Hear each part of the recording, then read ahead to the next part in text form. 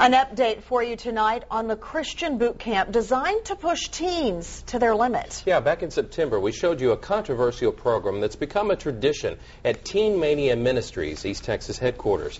The event, called ESOAL, offers Honor Academy students an emotionally stretching opportunity of a lifetime. That's what ESOAL stands for.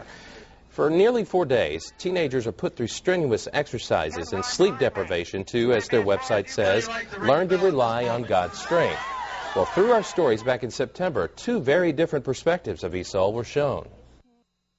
What we're trying to do is really empower and educate and build up and provide support for the whole person. One of my roommates who passed out during ESOAL and was carried into the showers and washed off, she had nightmares.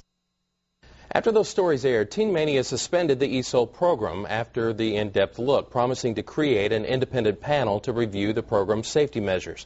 Last week, Teen Mania named the 8 people now responsible for the planning of next year's event.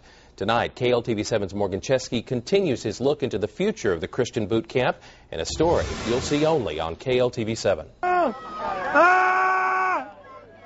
It was the 12-year program dedicated to building stronger teenagers that left some with painful memories. He fell on top of my leg and my knee pulled out of socket. Injuries like Michelle's are ones Teen Mania is now trying to prevent by naming an ESOAL Oversight Committee.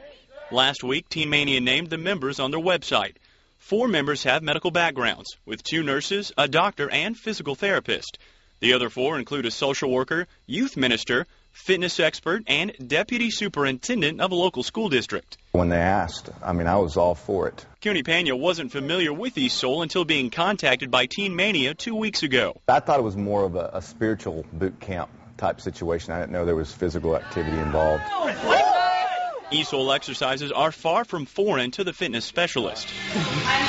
In my field, you have to make sure people are capable before you start them on anything. With 22 years of training experience, Pena says the program may need to adapt to fit a variety of participants. So they'll still get the push that they're wanting from the program, but it won't necessarily be the same across the board. Pena's focus is shared by fellow committee member Kelly Cox. Usually we expect some of the kids from Teen Mania to come in. Cox is a registered nurse we met in September who's treated ESOAL injuries and hopes that the work of this group can help prevent future problems. In Tyler, Morgan Chesky, KLTV 7 News. The panel of 8 is already down to 7 members today. This afternoon, Lindale Deputy Superintendent Jamie Holder told us he's withdrawn from the ESOAL committee for personal reasons. The remaining committee members tell us they plan to start meeting in January and will continue through next year's ESOAL. We contacted Teen Mania for an interview today who would only agree to a live interview during this broadcast. Time constraints and other news did not allow that. However, our invitation for an interview does remain open.